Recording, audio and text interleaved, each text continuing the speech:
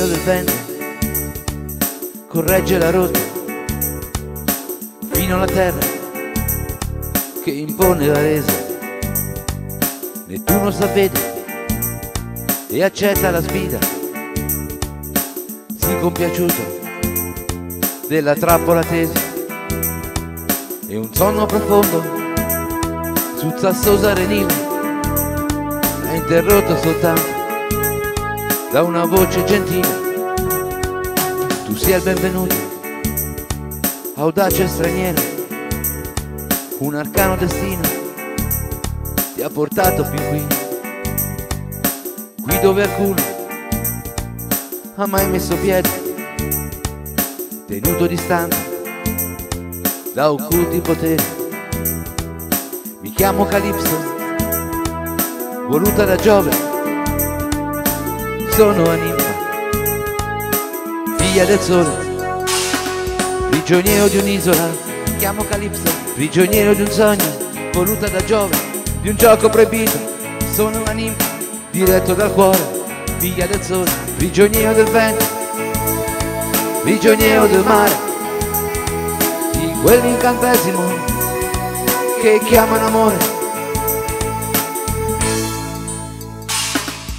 Si muove leggera in un panno sottile l'aria di suono di un magico canto, dei suoi piedi nudi sull'umida terra non v'è traccia alcuna del suo camminare.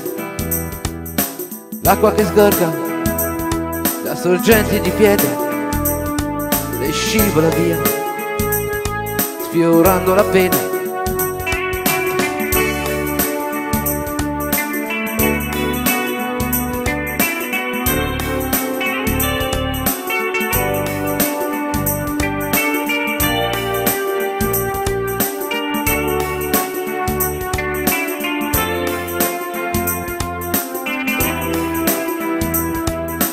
China anche il fuoco dinanzi alla ninfa, avvolgendola tutta di immenso calore.